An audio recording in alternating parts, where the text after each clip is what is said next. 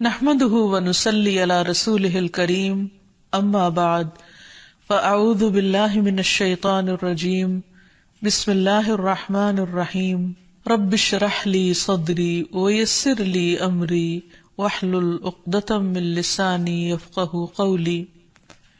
السلام علیکم ورحمۃ اللہ وبرکاتہ۔ ناظرین، پروگرام دعا کیجیے کے ساتھ آپ کی خدمت میں حاضر ہیں۔ آج ہم انشاءاللہ تسبیحات اور ان کی اہمیت کے بارے میں گفتگو کریں گے کہ اللہ سبحانہ وتعالی کی تسبیح کرنے کا کیا فائدہ ہے۔ اس بارے میں ایک حدیث آتی ہے، ابو ذر رضی اللہ عنہ نے عرض کیا، یا رسول اللہ صلی اللہ علیہ وسلم، میرے ماں باپ آپ پر قربان، اللہ عز و جل کو کون سا کلام زیادہ پسند ہے؟ آپ نے فرمایا، جو اللہ تعالیٰ نے اپنے فرشتوں کے لیے پسند کر رکھا ہے، سبحان ربی و بحمدہ، سبحان ربی و بحمدہ۔ حقیقت یہ ہے کہ ساری مخلوق اللہ تعالیٰ کی تسبیح بیان کر رہی ہے۔ قرآن مجید میں آتا ہے، تسبح لہ السماوات السبع والارض ومن فیہن وَإِن مِّن شَيْءٍ إِلَّا يُسَبِّحُ بِحَمْدِهِ وَلَٰكِن لَّا تَفْقَهُونَ تَسْبِيحَهُمْ إِنَّهُ كَانَ حَلِيمًا غَفُورًا۔ ساتوں آسمان اور زمین اور جو کچھ ان میں ہے سب اس کی تسبیح کر رہے ہیں، بلکہ کوئی بھی چیز ایسی نہیں جو اس کی حمد کے ساتھ اس کی تسبیح نہ کر رہی ہو، لیکن تم ان کی تسبیح کو سمجھتے نہیں، کیونکہ ہر ایک کا اپنا اپنا انداز ہے۔ وہ بڑا بردبار اور معاف فرمانے والا ہے۔ سورۃ النور میں بھی اللہ سبحانہ وتعالیٰ فرماتے ہیں، أَلَمْ تَرَ أَنَّ اللَّهَ يُسَبِّحُ لَهُ مَنْ فِي السَّمَاوَاتِ وَالْأَرْضِ وَالطَّيْرُ صَافَّاتٍ كُلٌّ قَدْ عَلِمَ صَلَاتَهُ وَتَسْبِيحَهُ وَاللَّهُ عَلِيمٌ بِمَا يَفْعَلُونَ۔ کیا تم دیکھتے نہیں کہ آسمانوں اور زمین میں جو کچھ ہے اور فضا میں پر پھیلائے ہوئے پرندے سبھی کے سب یہ اللہ کی تسبیح کر رہے ہیں۔ ہر مخلوق کو اپنی نماز اور تسبیح کا طریقہ معلوم ہے، اور اللہ اسے خوب جاننے والا ہے جو وہ کرتے ہیں۔ بہت ہی خوبصورت آیت ہے جس سے یہ پتہ چلتا ہے کہ نمبر ایک، ساری مخلوق تسبیح کر رہی ہے، سب اللہ کے ذکر میں مشغول ہیں، ایک ذرے سے لے کر بڑے بڑے ستارے اور سیارے۔ اور پھر خصوصاً پرندوں کی بات کی گئی، یعنی زمین اور آسمان کی مخلوق تو کر ہی رہی ہے تسبیح، لیکن ان دونوں کے درمیان جو پرندے اڑتے ہوئے نظر آ رہے ہیں، اور بعض اوقات صفوں کی شکل میں، یعنی صف باندھے ہوئے یا پر پھیلاتے ہوئے اور سکیڑتے ہوئے یا اڑتے ہوئے، سب مل کر یا اکیلے اکیلے، یہ سب اللہ سبحانہ تعالیٰ کی پاکی بیان کرتے ہیں۔ ویسے بھی آپ نے دیکھا ہوگا کہ صبح اور شام کے اوقات میں بڑے بڑے درختوں پر بیٹھے ہوئے ہزاروں کی تعداد میں پرندے یک زبان ہو کر اللہ سبحانہ وتعالیٰ کی تسبیح کر رہے ہوتے ہیں، ذکر کر رہے ہوتے ہیں۔ فرمایا یہ سب اللہ کی تسبیح کرتے ہیں۔ تیسری بات یہ فرمائی گئی کہ ہر مخلوق کو اپنی نماز اور تسبیح کا طریقہ معلوم ہے۔ کس قدر دلچسپ اور خوبصورت بات ہے کہ پرندہ ہو یا چیونٹی ہو یا کوئی بڑے سے بڑا جانور ہو یا ستارہ اور سیارہ ہو، ہر ایک کو تسبیح بھی معلوم ہے، یعنی اللہ کا ذکر کیسے کرنا ہے، اور یہ بھی معلوم ہے کہ اس کا کام کیا ہے، وہ کیوں پیدا کیا گیا ہے، یعنی اس کو اپنے مقصد زندگی کا بھی معلوم ہے، اور پھر اللہ تعالیٰ کی عبادت اور اطاعت کے طریقے کیا ہیں، اس کے لیے کون سی راہیں مقرر کر دی گئی ہیں، یہ بھی اس کو خوب معلوم ہے۔ تو اس میں حیرت کی بات یہ ہے کہ اگر ساری مخلوق یہ جانتی ہے تو پھر انسان کا انجان بننا اس کے لیے کس قدر خطرناک ہے۔ اللہ تعالیٰ نے سب کچھ انسان کے لیے پیدا کیا، اور وہ ساری چیزیں انسان کی خدمت میں خوب لگی ہوئی ہیں، لیکن انسان کو جس کے لیے پیدا کیا گیا، انسان اس مقصد کو بھول گیا اور اپنے رب سے غافل ہو گیا. تو اس لیے اگر ہم تسبیح نہیں کریں گے تو ہم ساری کائنات سے الگ ہو جائیں گے. وہ سب تو اللہ کے وفادار، فرما بردار، تسبیح گزار، اور ہم اللہ سے غافل. یہ دل کیسے گوارا کر سکتا ہے؟ اس لیے زیادہ سے زیادہ اللہ سبحانہ وتعالیٰ کی تسبیح کرنی چاہیے.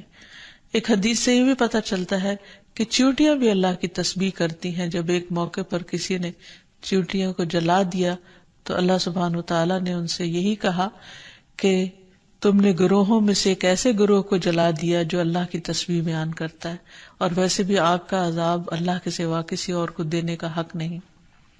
پھر اسی طرح جو کھانا ہم کھاتے ہیں وہ بھی اللہ کی تسبیح کرتا ہے.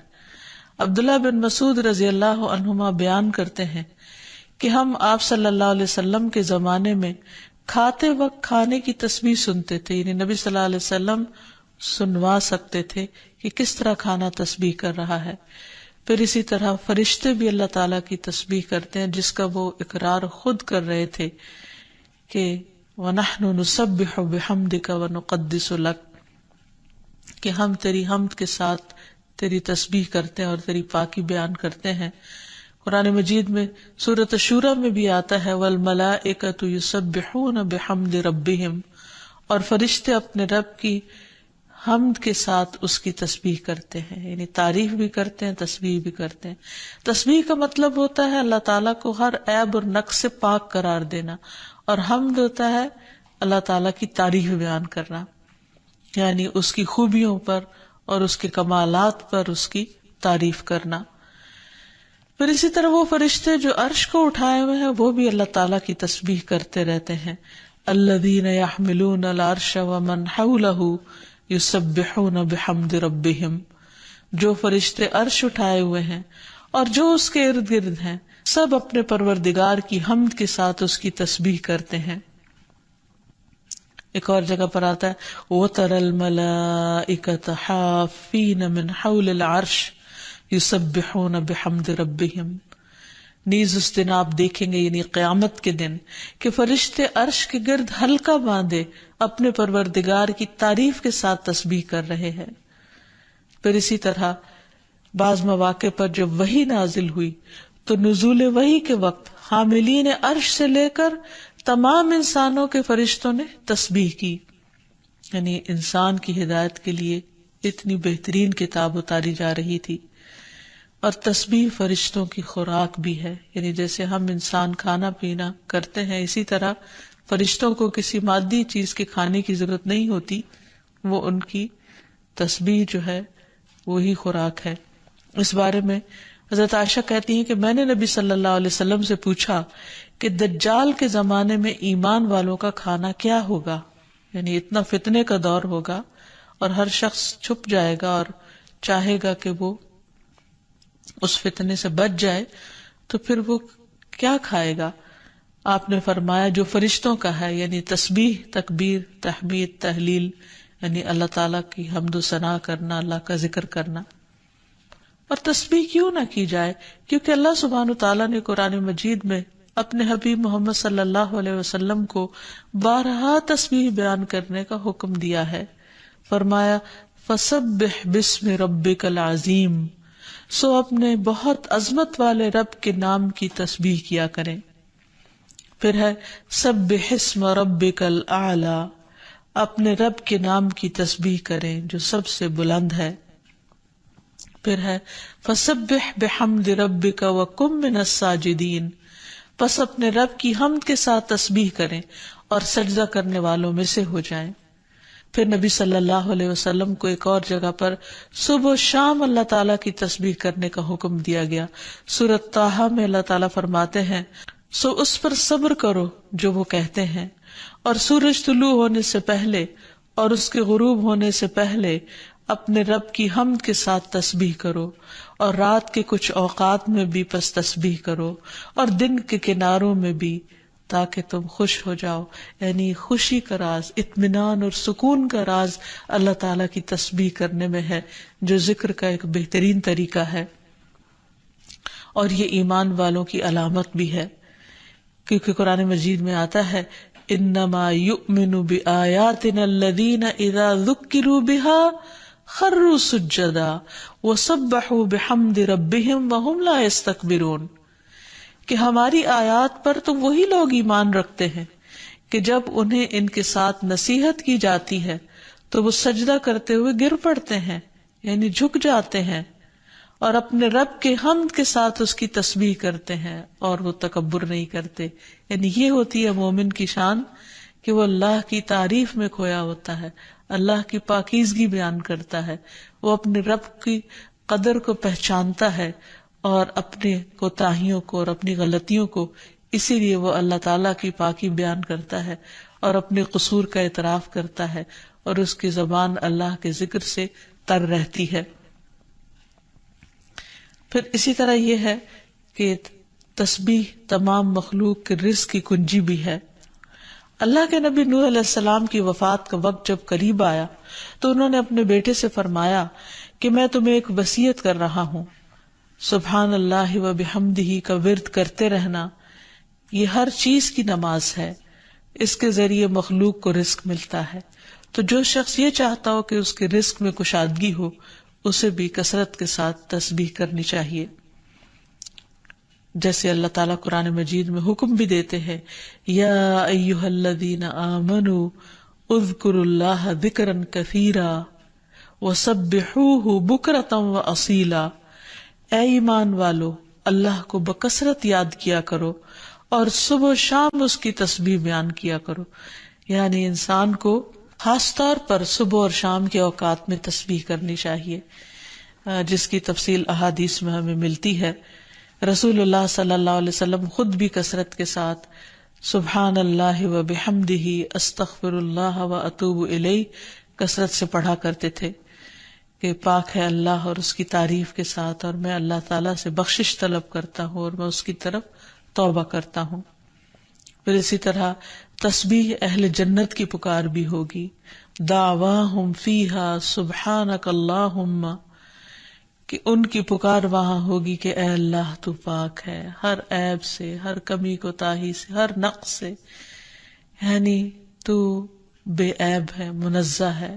اور یہ اللہ سبحانہ وتعالیٰ کو نہایت پسند ہے کہ اس کی کوئی مخلوق اس کی پاکی بیان کرے، کیونکہ وہ اس کا مستحق ہے، وہ ہے ہی پاک۔ پھر یہ ہے کہ اہل جنت بھی صبح و شام اللہ تعالیٰ کی تسبیح بیان کریں گے، اس لیے ضروری ہے کہ انسان یہ سلسلہ دنیا سے ہی شروع کر دے۔ اہل جنت کی تسبیح جو ہے وہ ان کی سانسوں میں جاری کر دی جائے گی، اور پھر جو لوگ اللہ تعالیٰ کی تسبیح نہیں کرتے وہ دراصل بد نصیب ہیں، کیونکہ وہ اتنی بڑی خیر سے محروم ہو رہے ہیں جو دنیا میں ان کے لیے سکون کا باعث ہے اور آخرت میں ان کے لیے رب کے قرب کا ذریعہ ہوگی۔ تسبیح کے لیے جو الفاظ استعمال ہوتے ہیں اس میں سبحان اللہ و بحمدہ، سبحان ربی الاعلی، سبحان ربی العظیم، یہ تمام کلمات جو ہیں یہ تسبیح کے ہیں۔ اس کے علاوہ ایک اور حدیث سے ہمیں پتہ چلتا ہے، سمرہ بن جندب کہتے ہیں کہ رسول اللہ صلی اللہ علیہ وسلم نے فرمایا، اللہ کے نزدیک سب سے زیادہ محبوب کلمات 4 ہیں، سبحان اللہ والحمد للہ ولا الہ الا اللہ واللہ اکبر، اور تمہیں اس میں سے کسی بھی کلمے سے شروع کرنا نقصان نہ دے گا، یعنی پہلے الحمدللہ بھی کہہ سکتے ہیں یا سبحان اللہ پہلے کہہ سکتے ہیں، لیکن یہ اللہ تعالیٰ کے نہایت پسندیدہ ترین کلمات ہیں۔ پھر اسی طرح آپ صلی اللہ علیہ وسلم نے یہ بھی فرمایا کہ بے شک تم لوگ اللہ کی عظمت کا جو ذکر کرتے ہو، یعنی تسبیح، تحلیل، تحمید، جو الفاظ بھی کہتے ہو، وہ عرش کے ارد گرد چکر لگاتے ہیں، ان کی ایسی بنبناہٹ ہوتی ہے جیسے شہد کی مکھیوں کی بنبناہٹ، وہ اپنے کہنے والے کا ذکر اللہ کے ہاں کرتے ہیں، کیا تم نہیں چاہتے کہ اللہ کے ہاں تمہارا ذکر ہوتا رہے؟ تو اس سے پتہ چلتا ہے کہ انسان اگر یہ چاہتا ہے کہ اللہ سبحانہ وتعالیٰ کے ہاں اس کا ذکر ہو تو اس کو چاہیے کہ دنیا میں وہ کثرت کے ساتھ تسبیح کرے، کیونکہ یہ اس کے لیے تمام چیزوں سے بہتر ہے۔ تسبیحات کا پڑھنا تمام چیزوں سے بہتر ہے۔ ابو ہریرہ کی روایت میں آتا ہے کہ رسول اللہ صلی اللہ علیہ وسلم نے فرمایا، سبحان اللہ والحمد للہ ولا الہ الا اللہ واللہ اکبر، کہ اللہ پاک ہے اور سب تعریفیں اسی کے لیے ہے، اللہ کے سوا کوئی معبود نہیں اور اللہ سب سے بڑا ہے۔ یہ کہنا میرے نزدیک ہر اس چیز سے محبوب ہے جس پر سورج طلوع ہو، یعنی بڑے بڑے سونے چاندی کے ڈھیر سے بھی زیادہ پسندیدہ تھا نبی صلی اللہ علیہ وسلم کے نزدیک ان کلمات کا ذکر کرنا، ورد کرتے رہنا۔ پھر اسی طرح یہ کلمات جو زبان پر بہت ہلکے ہیں اور میزان میں بہت بھاری ہیں اور الرحمن کو بہت ہی پیارے ہیں، وہ ہے سبحان اللہ و بحمدہ، سبحان اللہ العظیم۔ پھر ایک بار تسبیح پڑھنے سے زمین و آسمان بھر جاتا ہے۔ رسول اللہ صلی اللہ علیہ وسلم نے فرمایا، طہارت نصف ایمان کے برابر ہے، اور الحمدللہ کہنا میزان کو بھر دیتا ہے۔ سبحان اللہ اور الحمدللہ کہنے سے زمین و آسمان کے درمیانی فضا بھر جاتی، یعنی کتنا فاصلہ ہے زمین و آسمان کے بیچ کا، لیکن انسان کیا اس کے لیے بھی اس کو کچھ مشکل ہے کہ اللہ سبحانہ وتعالیٰ کی محبت کے ساتھ پاکی بیان کرے اور تسبیح کرے، جس کا ریوارڈ اتنا بڑا ہے اس کے لیے۔ آج دنیا میں انسان کو وہ نظر نہیں آتا، لیکن کل قیامت کو انسان ایک ایک نیکی کا محتاج ہوگا، تو وہاں اس کو اس کی قدر آئے گی۔ اس لیے بہتر ہے کہ آج اپنے لیے انسان ذخیرہ اور سرمایہ اکٹھا کر لے۔ پھر اسی طرح انسان جب تسبیح کرتا ہے تو اس کے گناہ بھی مٹتے ہیں، یعنی ایک طرف اس کی نیکیوں میں اضافہ ہوتا ہے اور دوسری طرف اس کے گناہوں کو جھاڑنے کا ذریعہ بنتا ہے۔ انس رضی اللہ عنہ کہتے ہیں کہ رسول اللہ صلی اللہ علیہ وسلم ایک ایسے درخت کے پاس سے گزرے جس کے پتے سوکھ چکے تھے۔ آپ نے اس پر لاٹھی ماری تو اس کے پتے جھڑنے لگے۔ پھر آپ نے فرمایا، الحمدللہ وسبحان اللہ ولا الہ الا اللہ واللہ اکبر سے اسی طرح گناہ جھڑتے ہیں جس طرح اس درخت کے پتے جھڑے ہیں۔ پھر اسی طرح یہ 100 اونٹوں سے افضل عمل ہے۔ نبی صلی اللہ علیہ وسلم نے فرمایا، جس نے سورج طلوع ہونے اور اس کے غروب ہونے سے قبل 100 بار سبحان اللہ کہا تو یہ اس کے لیے 100 اونٹوں سے بہتر ہے، یعنی اتنی بڑی کمائی اور نیکیوں کا اتنا بڑا ذخیرہ ہے۔ پھر اسی طرح تسبیح کے کچھ اور کلمات ہیں کہ جن سے آسمان کے دروازے کھل جاتے ہیں۔ ابن عمر کہتے ہیں کہ ہم رسول اللہ صلی اللہ علیہ وسلم کے ساتھ نماز پڑھ رہے تھے کہ جماعت میں سے ایک آدمی نے کہا، اللہ اکبر کبیرہ والحمد للہ کثیرہ وسبحان اللہ بکرۃ واصیلا۔ تو رسول اللہ صلی اللہ علیہ وسلم نے فرمایا، اس طرح کے کلمات کہنے والا کون ہے؟ جماعت میں سے ایک آدمی نے عرض کیا، اے اللہ کے رسول، میں ہوں۔ آپ نے فرمایا کہ مجھے تعجب ہوا کہ اس کے لیے آسمان کے دروازے کھولے گئے۔ ابن عمر فرماتے ہیں کہ میں نے ان کلمات کو پھر کبھی نہیں چھوڑا جب سے اس کے بارے میں نے رسول اللہ صلی اللہ علیہ وسلم کو یہ فرماتے ہوئے سنا، کیا کہ اس شخص کے لیے آسمان کے دروازے کھول دیے گئے، یعنی ان کلمات کے پڑھنے کی وجہ سے۔ پھر تسبیحات کا پڑھنا جنت میں درخت لگانے کا سبب بنتا ہے۔ پھر اسی طرح انسان کے تمام جوڑوں کا صدقہ ہر روز اس پر واجب ہو جاتا ہے، اور یہ تسبیحات اس کے لیے ہر جوڑ سے صدقے کا باعث بنتی ہیں۔ پھر یہ ہے کہ تسبیحات عمر میں اضافے کا ذریعہ بھی بنتی ہیں۔ نبی صلی اللہ علیہ وسلم نے فرمایا، اللہ کے نزدیک اس مومن سے افضل کوئی نہیں جسے حالت اسلام میں لمبی عمر دی گئی ہو، اس کی تسبیح و تکبیر اور تحلیل کی وجہ سے۔ پھر اسی طرح انسان کے لیے یہ تسبیحات محرومی سے بچاؤ کا ذریعہ بھی ہے۔ رسول اللہ صلی اللہ علیہ وسلم نے فرمایا، کچھ دعائیں ایسی ہیں جن کو 100 مرتبہ پڑھنے والا کبھی محروم نہیں ہوتا۔ سبحان اللہ والحمد للہ ولا الہ الا اللہ واللہ اکبر، یعنی جب انسان کو کوئی حاجت ہو، کوئی ضرورت ہو، کوئی مشکل ہو، کوئی پریشانی ہو، تو اللہ سبحانہ وتعالیٰ کا ان الفاظ کے ساتھ ذکر کرنا شروع کر دے، تسبیح کرنا شروع کر دے، کیونکہ یہ باقی رہنے والی نیکیاں ہیں اور دنیا میں بھی انسان کو فائدہ دیتی ہیں اور آخرت میں بھی انسان کے لیے آگ سے بچاؤ کا ذریعہ ہے۔ حدیث میں آتا ہے رسول اللہ صلی اللہ علیہ وسلم نے فرمایا اپنا بچاؤ حاصل کر لو۔ صحابہ نے عرض کیا اللہ کے رسول کیا دشمن آ گیا؟ آپ نے فرمایا نہیں، لیکن جہنم سے تمہارا بچاؤ سبحان اللہ والحمد للہ ولا الہ الا اللہ واللہ اکبر سے ہے، اور یہی کلمات باقیات صالحات ہیں۔ پھر اسی طرح دل کی گھٹن اور سینے کی تنگی کا علاج بھی تسبیح میں ہے۔ پریشانی، ڈر اور خوف کو دور کرنے کا ذریعہ بھی تسبیحات ہیں۔ تو ہر موقع کی مناسبت سے انسان کو تسبیح کرتے رہنا چاہیے۔ جب نعمت کی تکمیل ہو، جیسے نبی صلی اللہ علیہ وسلم نے جب اپنا مشن مکمل کر لیا اور اللہ سبحانہ و تعالی نے ان کی گواہی دے دی کہ ان کا کام پورا ہو چکا ہے، تو اس وقت یہ سورت نازل ہوئی اذا جاء نصر اللہ والفتح ورأیت الناس يدخلون فی دین اللہ افواجا فسبح بحمد ربک واستغفر انہ کان توابا۔ جب اللہ کی مدد اور فتح آ جائے اور تو لوگوں کو دیکھے کہ وہ اللہ کے دین میں فوج در فوج داخل ہو رہے ہیں، تو اپنے رب کی حمد کے ساتھ تسبیح کرو اور اس سے بخشش مانگو، بے شک یقیناً وہ بڑا توبہ قبول کرنے والا ہے۔ پھر اسی طرح یہ ہے کہ انسان کو صبح و شام سبحان اللہ و بحمدہ کی تسبیح کرنی چاہیے۔ جو ایسا کرے اس کے تمام گناہ معاف کر دیے جاتے ہیں، خاص سمندر کی جھاگ برابر ہی کیوں نہ ہو۔ پھر خصوصاً فجر کے بعد انسان 3 بار یہ کلمات پڑھے، سبحان اللہ و بحمدہ عدد خلقہ ورضا نفسہ وزنۃ عرشہ ومداد کلماتہ۔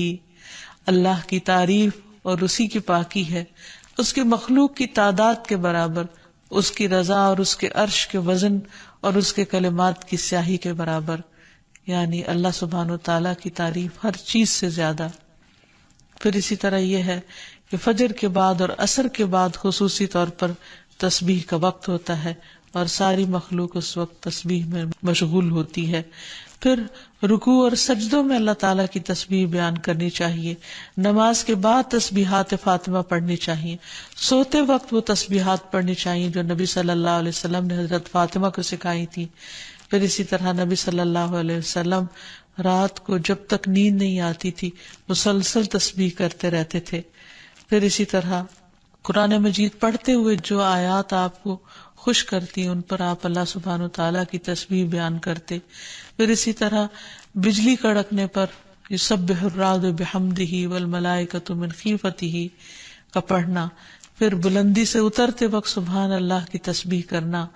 پھر جب کوئی چیز انسان کو فیسینیٹ کرے، تعجب ہو، کوئی چیز حیران کرے یا اچھی معلوم ہو، اس وقت سبحان اللہ کہنا۔ یہ تمام چیزیں سنت سے ثابت ہیں۔ اللہ تعالیٰ سے دعا ہے کہ وہ ہمیں ان لوگوں میں شامل کر لے جو اس کی تسبیح کرنے سے محبت رکھتے ہیں۔